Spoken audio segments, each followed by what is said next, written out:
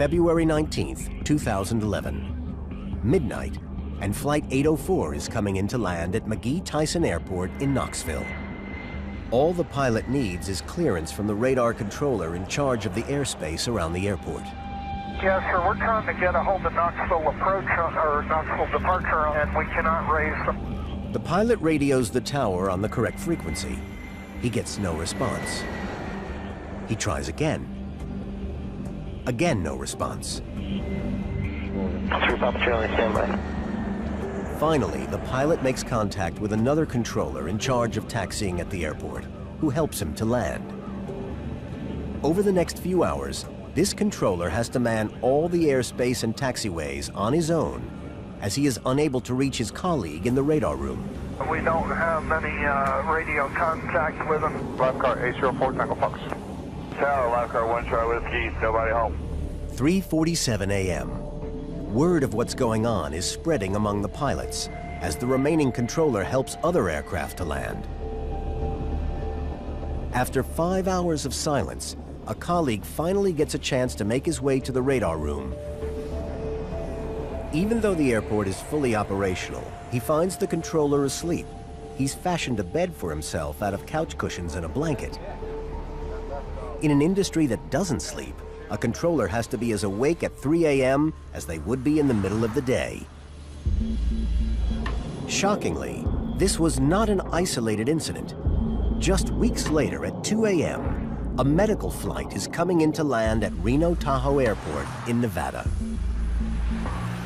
Cyan lifeguard 20 Tango November. The call sign lifeguard means this flight is on an urgent medical mission. Landing quickly is imperative. Don't lock on ground, clearance, or tower.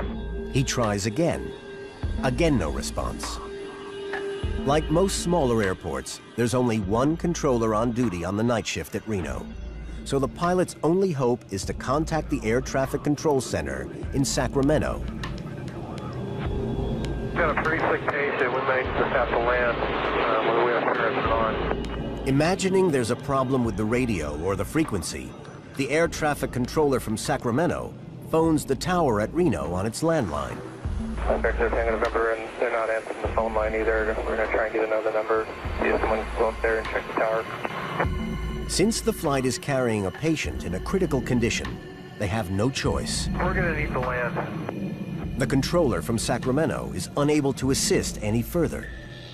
The pilot has no other option. He's forced to land blind. If another aircraft attempts to land or take off from the runway he's approaching, the outcome could be fatal. November, Roger, and landing will be at your own risk. The pilot made it down safely. The controller in charge was found to be asleep.